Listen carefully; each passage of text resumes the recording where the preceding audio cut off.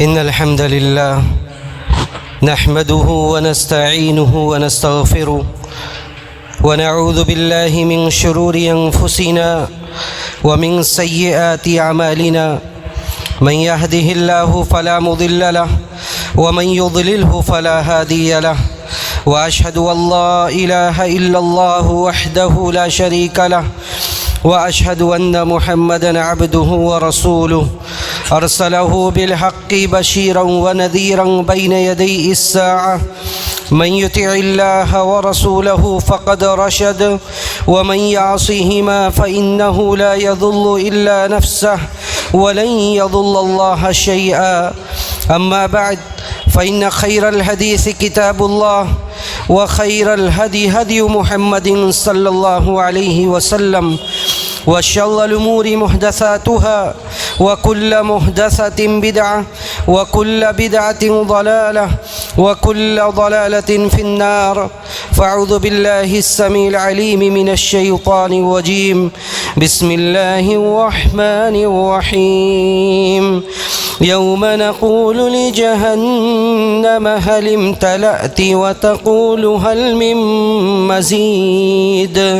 وأزلفت الجنة للمتقين غير بعيد. هذا ما توعدون لكل أواب حفيظ. من خشي الرحمن بالغيب وجاء بقلب منيب. ادخلوها بسلام ذلك يوم الخلود. لهم ما يشاءون فيها ولدينا مزيد. وكم أهلكنا قبلهم من قرن هم أشد منهم بطشا فنقبوا في البلاد هل من محيص.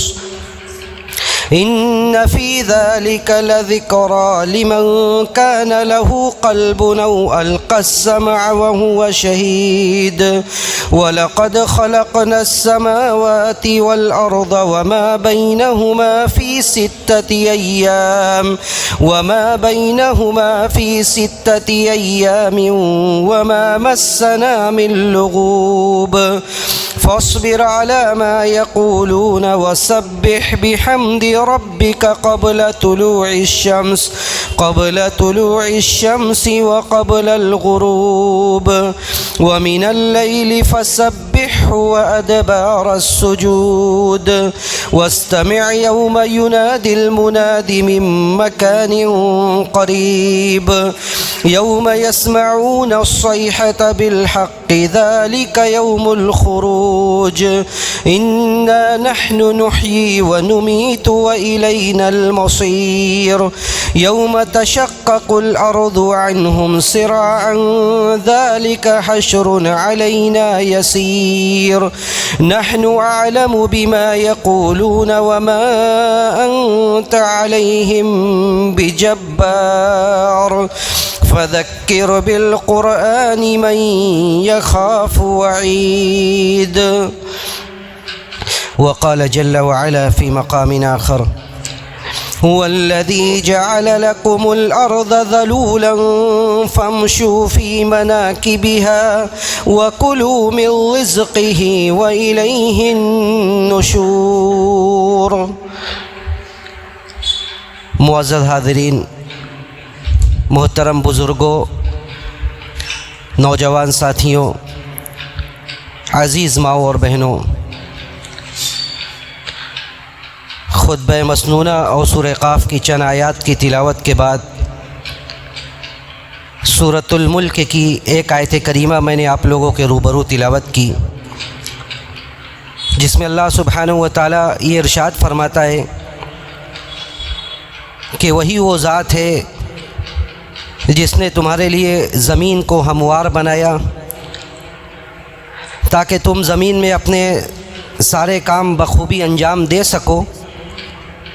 اس کے بعد اللہ نے کہا کہ فمشوا فی مناکبہا،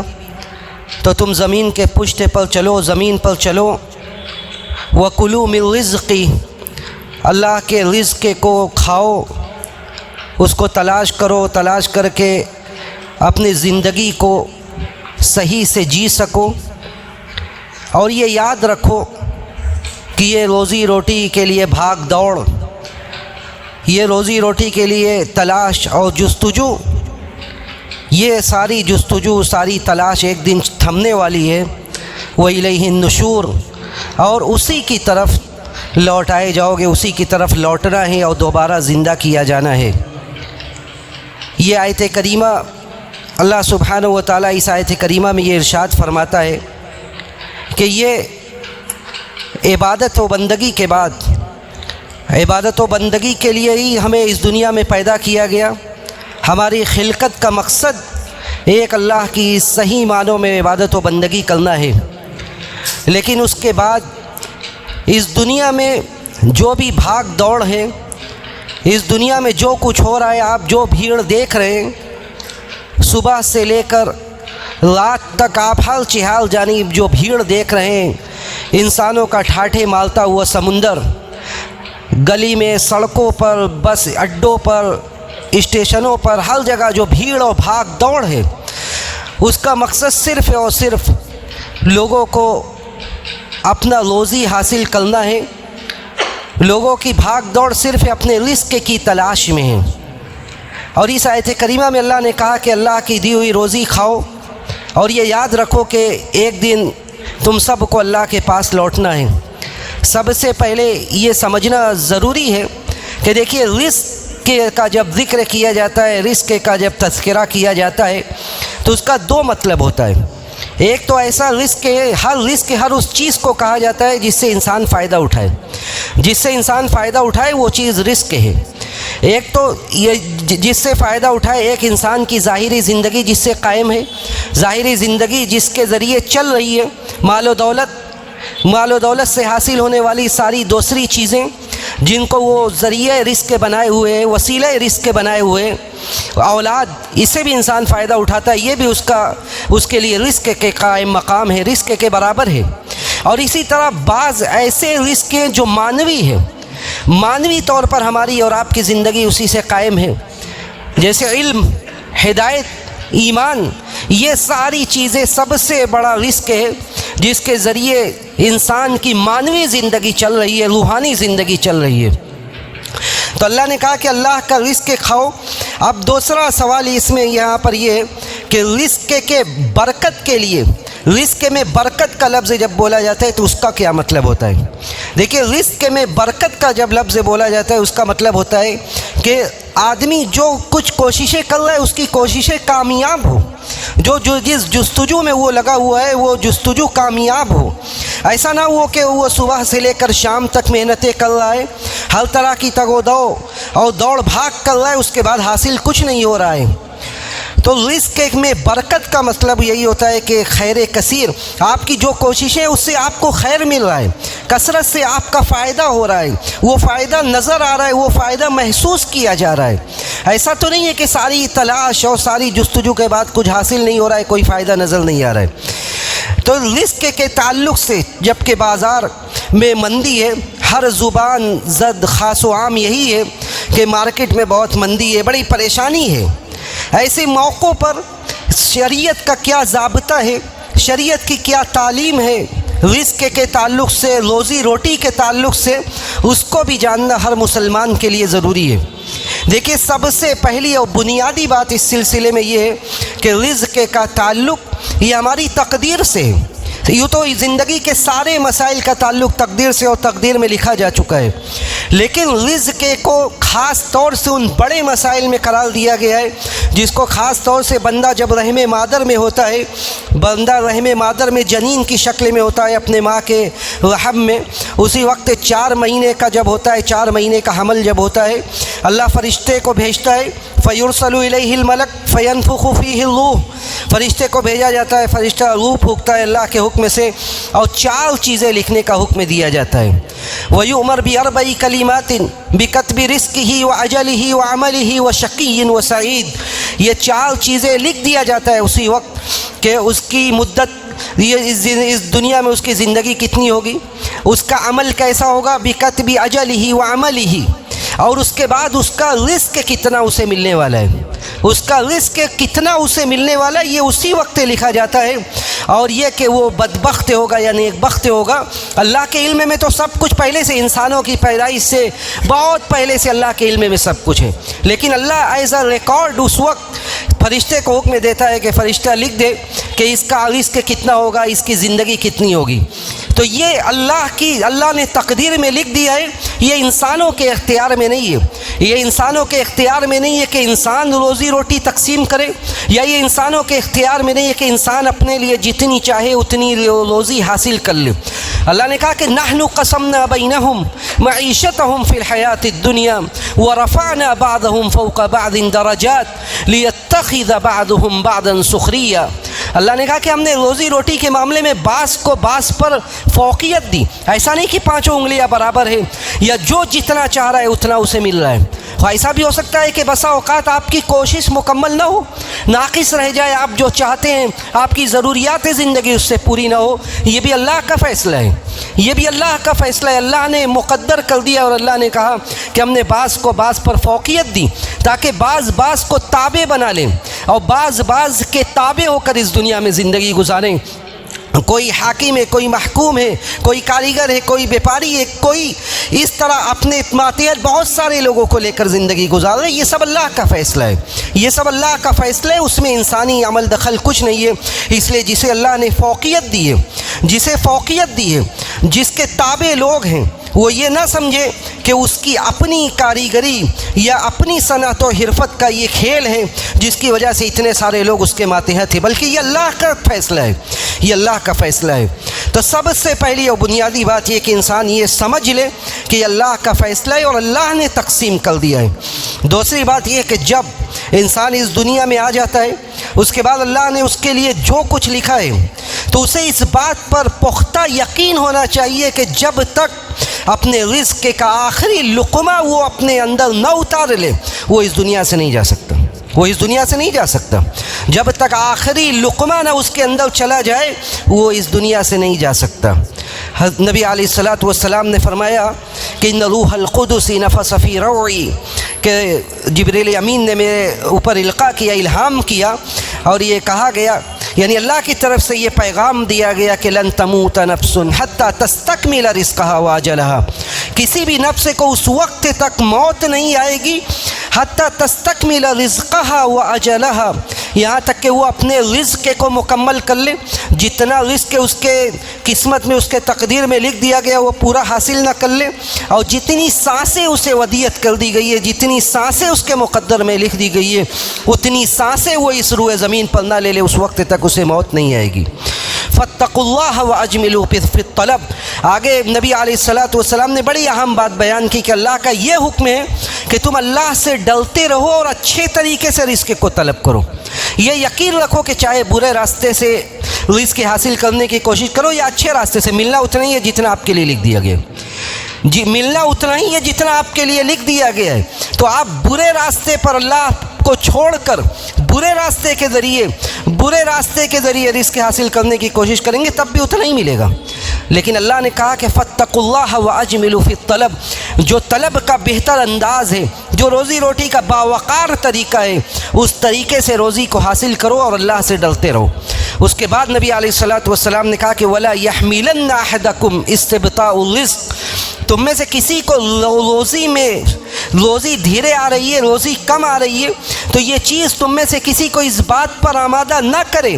کہ ان یطلبہ بمعصیہ، کہ تم رزق کو معصیت اور نافرمانی کے راستے سے طلب کرو۔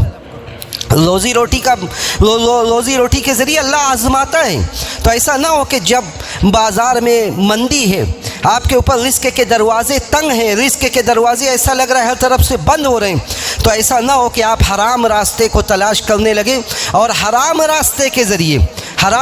کے ذریعے آپ روزی روٹی طلب کرنے کی کوشش کریں۔ یہ یقین رکھیں کہ کہا جاتا ہے کہ موت انسان کا پیچھا کر رہی ہے، صرف موت نہیں انسان کا پیچھا کر رہی ہے۔ کہتے ہیں کہ نبی علیہ الصلاۃ والسلام نے صحیح حدیث میں ارشاد فرمایا کہ ان الرزق یتبع الانسان کما یتبع اجلہ، یہ بے شک رزق انسان کا ویسے ہی پیچھا کر رہا ہے جیسے اس کی موت، جیسے اس کی موت اسے پیچھا کر رہی ہے، اس کا پیچھا کر رہی ہے، ویسے ہی رزق بھی اس کا پیچھا کر رہی ہے۔ آپ روزی روٹی نہیں حاصل کر رہے ہیں، بظاہر آپ حاصل کر رہے ہیں، لیکن وہ روزی روٹی آپ کا پیچھا کر رہی ہے. آپ جہاں بھی رہیں گے جو آپ کو ملنے والا ہے وہ مل کر رہے گا. صرف یقین اور اعتماد کا یہ کھیل ہے کہ ایک آدمی کا اعتماد اس قدر بلند ہے کہ اسے اللہ کے ذات پر یقین اور اعتماد اور توکل ایسا ہے کہ وہ کہتا ہے جو لکھا ہے وہ مل کر رہے گا. دوسری طرف ایسے لوگ ہیں جو معصیت اور نافرمانی کے راستے سے اپنے روزی روٹی کو طلب کر رہے ہیں. اسی لیے شریعت نے ان معاملوں میں بڑی واضح اور روشن تعلیمات دی. اگر ایسی تعلیمات نہ دیتی تو پھر انسان اور حیوان میں کیا فرق رہتا؟ انسان اور حیوان میں کیا فرق بچتا؟ ایک طرف حیوان ہے، جنگل میں شیر ہے جو دوسروں پر ظلم و جبر کے ذریعے اپنی روزی حاصل کر رہا ہے. یہ بھی ایک طرح سے قدرت کا فیصلہ ہے کہ وہ ظلم و جبر کے ذریعے، یہی اس کی روزی ہے، وہ ظلم و جبر کے ذریعے جنگل میں اپنی رزق حاصل کر رہا ہے. دوسری طرف انسان ہے، انسان کو بہت سارے راستے بتلائے گئے، بہت سارے طریقے بتلائے گئے، بہت ساری چیزوں سے منع کیا گیا تاکہ انسان اور حیوان میں فرق ہو. وہ ایسا نہیں، اس کے لیے جائز اور روا نہیں رکھا گیا کہ وہ دوسروں پر ظلم و جبر کے ذریعے اپنی روزی کو حاصل کر سکے. اسی لیے ان تعلیمات میں جو باتیں میں ذکر کرنا چاہتا ہوں اس میں ایک بات یہ بھی ہے کہ روزی روٹی جب انسان حاصل کرے تو کیسے اس میں برکت ہو، کیسے اس کی کوششیں کامیاب ہو، کیسے جس تگ و دو میں اور جس جستجو میں وہ لگا ہوا ہے وہ جستجو کامیاب ہو اس کی. دیکھیے، سب سے پہلی اور بنیادی بات جو اسباب میں سے سب سے پہلا سبب یہ ہے کہ انسان کا اللہ کی ذات پر اور اللہ کی شان رزاقیت پر مکمل اور پختہ یقین ہو. وہ یہ سمجھے کہ صرف اور صرف اللہ کی ذات یہی رزاق ہے. یہ ادارے، یہ کمپنیاں، یہ بڑے بڑے لوگ یہ ہمارے رزق کے مالک نہیں ہیں، بلکہ ہمارے رزق کا مالک صرف اور صرف اللہ کی ذات ہے. ان اللہ هو الرزاق ذو القوة المتین، بے شک اللہ ہی رزاق ہے جو قوت والا، جو مضبوط ہے. اللہ کے علاوہ کوئی اس دنیا میں کسی کو رزق دینے پر قادر نہیں ہے، سب کو اللہ کھلا رہا ہے. وما من دابۃ فی الارض الا علی اللہ رزقها ویعلم مستقرها ومستودعها. اس روئے زمین میں جو بھی ہے، جو بھی جاندار بستے ہیں، انسان ہو، حیوان ہو، چرند و پرند ہو، کیڑے مکوڑے ہو،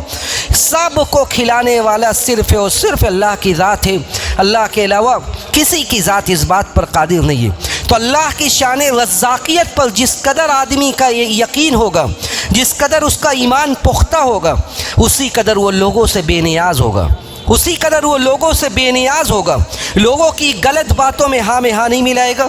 لوگوں کے غلط فیصلوں میں ان کا ساتھ نہیں دے گا، کیونکہ اسے اس بات کا بخوبی علم ہے کہ اس کے رزق کا مالک اللہ کی ذات ہے. اس کے رزق کا مالک اللہ کی ذات ہے. یہ ہما شما کسی کے رزق کے مالک نہیں ہے کہ ان کی مخالفت کی جائے تو وہ رزق کو بند کر دیں، بلکہ اللہ کی ذات رزاق ہے، وہی سب کو رزق دے رہا ہے، وہی سب کو کھلا رہا ہے. تو اس پر عقیدہ کامل ہونا چاہیے کہ اللہ کی شان رزاقیت سب سے بالا تر ہے. ان اللہ هو الرزاق ذو القوة المتین. دوسرا سبب یہ ہے کہ جب آدمی اللہ کی ذات پر توکل کرے گا، اور اس میں ایک مزید چیز کا اضافہ کیجئے کہ توکل کے ساتھ وہ محنت کرے گا، تب اس کے رزق میں برکت ہوگی اور اس کی ساری کوششیں کامیاب ہوں گی. یہ رزق کے کوشش کے ساتھ اللہ کی ذات پر توکل اور توکل کے ساتھ محنت، یہ دونوں چیزیں ضروری ہیں. اگر اللہ کی ذات پر توکل ہے اور اس کے بعد محنتیں ہو رہی ہیں تو بہت سارے رزق کے دروازے کھلتے جاتے ہیں، انسان کے لیے آسانیاں ہوتی جاتی ہیں. النبی علیہ الصلاۃ والسلام نے فرمایا کہ لو انکم توکلون علی اللہ حق توکلی لرزقکم کما یرزق الطیر تغدو خماسا وتروح بطانا. یہ صرف انسان نہیں اس دنیا میں، بلکہ چرند و پرند بھی جو ہواؤں میں اڑ رہے، جو زمین پر چھوٹے چھوٹے جانور زندگی گزار رہے، کیڑے مکوڑے، یہ سب بھی اس کے لیے رزق کے لیے کوششیں کر رہے ہیں. اللہ نے فرمایا کہ اگر تم ویسے ہی اللہ کی ذات پر توکل اور اعتماد کرو جیسا کہ حق ہے تو اللہ بھی رزق ویسے ہی دے جیسے پرندوں کو دیتا ہے. تغدو خماسا وتروح بطانا. صبح خالی پیٹ نکلتے ہیں اور شام میں پیٹ بھر کے واپس آتے ہیں. لیکن یہاں پر قابل ذکر نقطہ یہ کہ وہ بھی اپنے گھونسلوں میں بیٹھے ہوئے نہیں ہیں، بلکہ وہ بھی پرواز بھر رہے ہیں، وہ بھی اڑ رہے ہیں ہواؤں میں، کوششیں کر رہے ہیں ادھر ادھر آنا جانا، اس کے بعد ان کا پیٹ بھر رہا ہے. تو اللہ کی ذات پر توکل کا مطلب قطعاً یہ نہیں ہے کہ ہم صبح سے لے کر شام تک اپنے کمروں میں بیٹھے رہیں، چائے پر چائے پیتے رہیں اور اس کے بعد ہم یہ کہیں کہ اللہ کی ذات پر ہمارا توکل اور اعتماد ہے، ہمیں تو روزی ملنے والی ہی ہے، ہمیں ضرور روزی ملے گی۔ یہ مسلمانوں کی بے بسی، مسلمانوں کی کمزوری اور ان کی غریبی کا ایک سبب ہے۔ بہت سارے لوگ یہی سمجھ رہے ہیں، بہت سارے لوگ یہی سمجھتے ہیں کہ اللہ کی ذات پر توکل کا مطلب یہ ہے محنت کرنا نہیں ہے۔ محنت ضروری ہے، بغیر محنت کے توکل کا کوئی مطلب نہیں ہے۔ آپ محنت کیجیے، اس کے بعد اللہ کی ذات پر توکل کیجیے۔ اللہ نے یہ حکم دیا ہے کہ جب ہر چیز کے بعد یہ حکم دیا گیا کہ دوڑ بھاگ کرو، فَإِذَا قُضِيَتِ الصَّلَاةُ، جمعہ کے دن کے بارے میں حکم دیا گیا، فَإِذَا قُضِيَتِ الصَّلَاةُ فَانتَشِرُوا فِي الْأَرْضِ وَابْتَغُوا مِنْ فَضْلِ اللَّهِ، کہ جب جمعہ کی نماز ختم ہو جائے، جب جمعہ ختم ہو جائے زمین میں پھیل جاؤ، روزی روٹی کو تلاش کرو، یہ اللہ کا فضل ہے، اللہ فضل اللہ کو تلاش کرو، اللہ کے فضل کو تلاش کرو۔ تو بیٹھنا نہیں ہے بلکہ اللہ کی ذات پر توکل، اعتماد، اور اس کے بعد پھر محنت۔ اس کے بعد برکت کے اسباب میں سے ایک سبب یہ بھی ہے کہ انسان نمازوں کا پابند بنے۔ دیکھیے نماز ادا کرنا یہ تو ہماری ڈیوٹی، ہماری ذمہ داری ہے، لیکن یہ اللہ کا فضل ہے کہ اللہ نے نماز میں معنوی فائدے کے ساتھ ساتھ، یعنی ہمارے ایمان کی پختگی اور مضبوطی کے ساتھ ساتھ بہت سارے دنیا کے فوائد بھی اس کے ساتھ جوڑ دیا۔ کہا اللہ نے سورۃ طٰہٰ میں اللہ نے حکم دیا کہ وَأْمُرْ أَهْلَكَ بِالصَّلَاةِ وَاصْطَبِرْ عَلَيْهَا لَا نَسْأَلُكَ رِزْقًا نَحْنُ نَرْزُقُكَ وَالْعَاقِبَةُ لِلتَّقْوَىٰ۔ اللہ نے کہا کہ آپ اپنے گھر والوں کو نماز کا حکم دیجئے، خود بھی جمے رہیے۔ جب آپ جمے رہیں گے تبھی آپ پورے یقین کے ساتھ اپنے گھر والوں کو نماز کا حکم دے سکتے ہیں۔ کہا گیا کہ نماز کا حکم دیجئے، نماز پر جمے رہیے۔ اس کے بعد اگلے ایک ٹکڑے میں رزق کا ذکر کیا گیا۔ مفسرین نے یہ بات ذکر کی کہ یہاں پر خاص طور سے رزق کا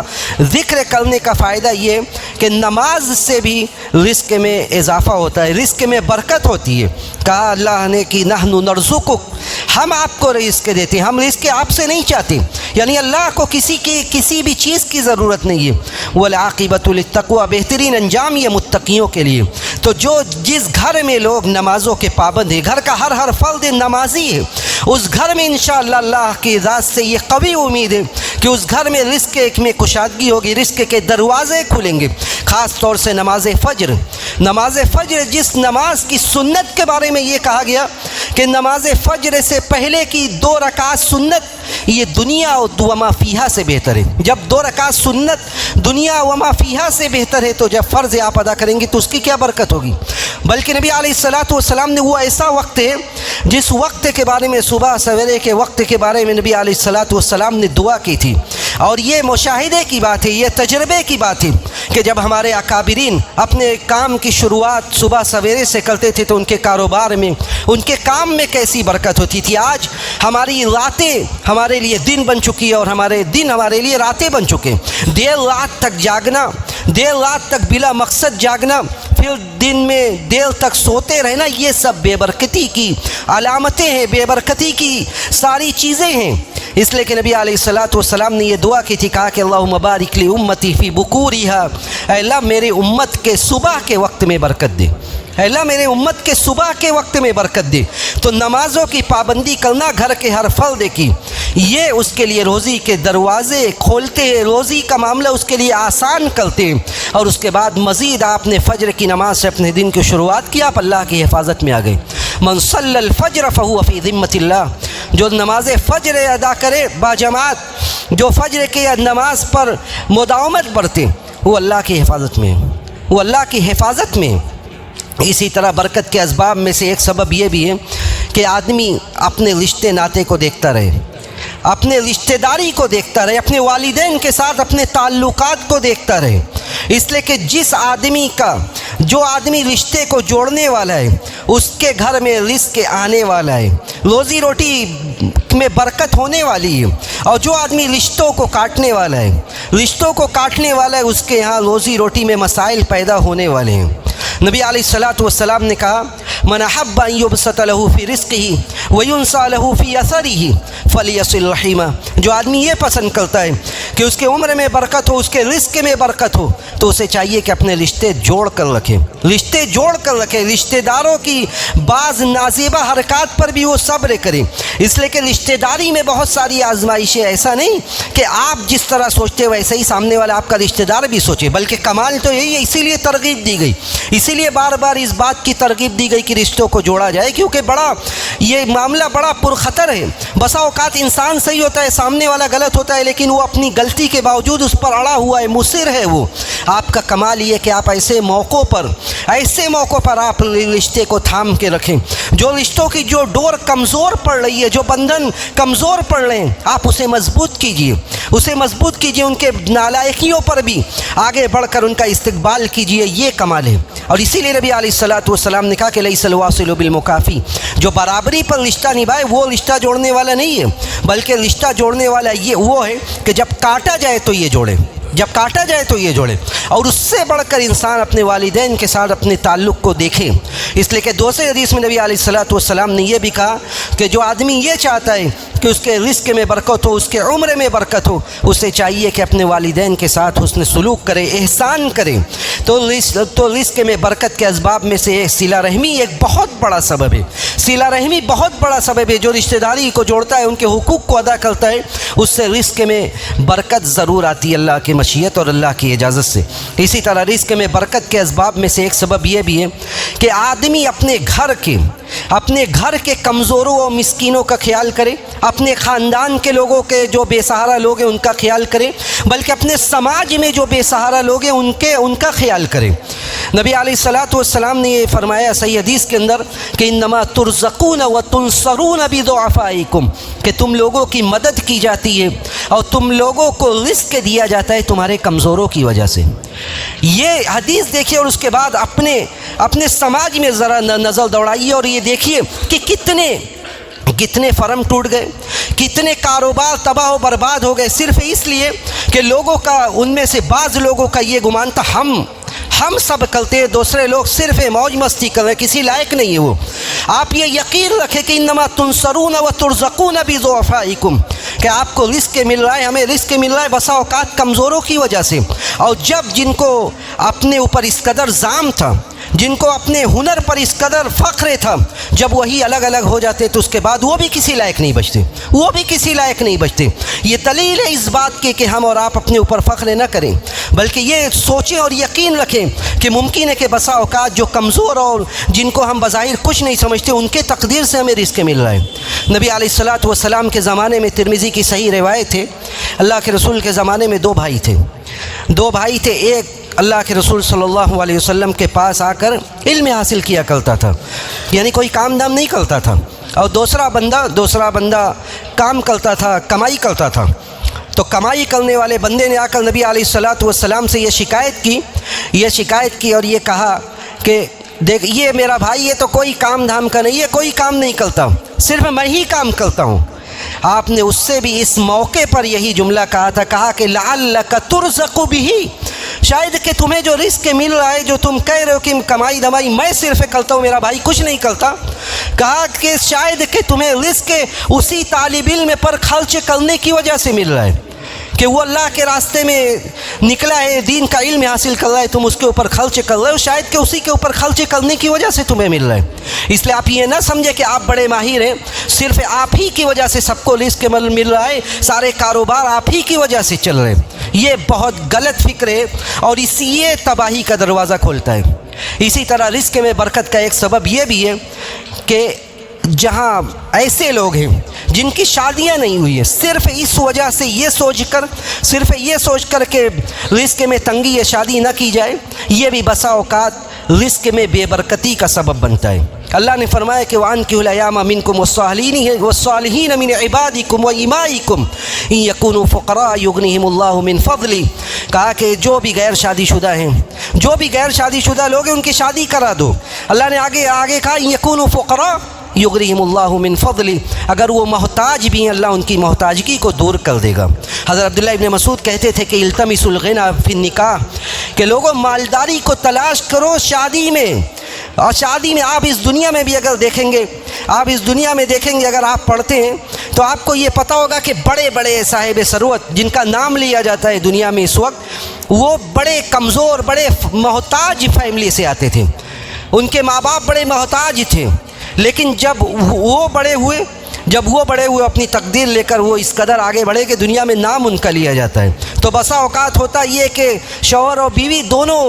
فقیر ہیں، غریب ہیں، لیکن اس کے بعد ان سے پیدا ہونے والا جو بچہ ہوتا ہے، پیدا ہونے والا بچہ اپنے تقدیر میں خزانہ لے کر بڑا ہوتا ہے، اور اس کے بعد رزق کے جو دروازے کھلتے ہیں، رزق کے دروازے ایسے کھلتے ہیں جو ان کے وہم و گمان میں بھی نہیں ہوتا۔ تو کہنے کا مقصد یہ ہے، خلاصہ کلام یہ ہے، اور آج کے خطبے کا پیغام یہ ہے کہ دیکھیے اللہ سبحانہ و تعالی رزق کے ذریعے لوگوں کو آزماتا ہے، رزق کے ذریعے آزماتا ہے۔ اگر آپ اطاعت کی زندگی گزار رہے ہیں، دین کے مطابق زندگی گزار رہے ہیں، دین کے عمومی تعلیمات پر عمل کر رہے ہیں، وَمَن يَتَّقِ اللَّهَ يَجْعَل لَهُ مَخْرَجًا، اللہ کے تقوی کے ساتھ زندگی گزار رہے ہیں تو اللہ آپ کے لیے راستے بناتا جائے گا۔ وَلَوْ أَنَّ أَهْلَ الْقُرَىٰ آمَنُوا وَاتَّقَوْا لَفَتَحْنَا عَلَيْهِمْ بَرَكَاتٍ مِّنَ السَّمَاءِ وَالْأَرْضِ، اگر آپ تقوی کی زندگی گزارتے ہیں، شہر والے، بستی والے، تو اللہ دروازہ کھولتا جاتا ہے۔ اور یہ یقین رکھے کہ جب پیسہ آتا ہے اور آپ دوسروں کے حقوق کو ادا کرتے جاتے ہیں تو آپ کا پیسہ بڑھتا جاتا ہے، آپ کے کاروبار میں ترقی ہوتی جاتی ہے۔ لیکن انسان جب پیسہ آتا ہے اور وہ آپے سے باہر ہو جاتا ہے، وَأَفَأَمَّا الْإِنسَانُ إِذَا مَا ابْتَلَاهُ رَبُّهُ فَأَكْرَمَهُ وَنَعَمَهُ فَيَقُولُ رَبِّي أَكْرَمَنِ، جب انسان کو اللہ آزماتا ہے اور دیتا ہے، اسے دے کر بھی اللہ آزماتا ہے اور لے کر بھی آزماتا ہے۔ جب اسے دیتا ہے کہتا ہے اللہ نے میری بڑی عزت کی ہے، اور اسی انسان کو وَأَمَّا إِذَا مَا ابْتَلَاهُ فَقَدَرَ عَلَيْهِ رِزْقَهُ، جب اللہ رزق آزماتا ہے اور روزی تنگ کر دیتا ہے تو کہتا ہے کہ اللہ نے مجھے رسوا کر دیا۔ اللہ نے کہا کَلَّا بَل لَا تُكْرِمُونَ الْيَتِيمَ، ہرگز نہیں، ایسا نہیں ہے، بلکہ جب پیسہ ملا تم نے یتیموں کو چھوڑ دیا، جب پیسہ ملا تم نے اہل حقوق کے حقوق ادا کرنے سے تم پیچھے ہٹ گئے، تم نے جن کا حقوق تمہارے اوپر واجب ہوتا تھا تم نے ان کا حق ادا نہیں کیا۔ تو اس لیے ضرورت اس بات کی کہ ہم ہوش میں رہیں اور جو اسباب ہیں ان اسباب کو اختیار کریں، اللہ سے دعائیں کریں، اور جن کے حقوق ہمارے اوپر واجب ہوتے ہیں ان کے حقوق ہم ادا کرتے رہیں، تبھی اس دنیا میں بھی ہم کامیاب ہوں گے اور آخرت میں بھی۔ ہم اللہ سبحانہ و تعالیٰ سے یہی دعا کرتے کہ رب العالمین ہمیں دینی تعلیم پر عمل کرنے کی توفیق نصیب فرمائے، ہمارے رزق میں برکت نصیب فرمائے، جو بے روزگار ہیں بار الہ تو انہیں برسر روزگار کر دے، اور جو برسر روزگار ہیں تو ان کے رزق میں ترقی نصیب فرما، اور جب ہمارا اس دنیا سے جانے کا وقت آئے تو ہمیں اس بات کی توفیق دے کہ ہمارا آخری کلمہ توحید ہو۔ وآخر دعوانا الحمد للہ رب العالمین۔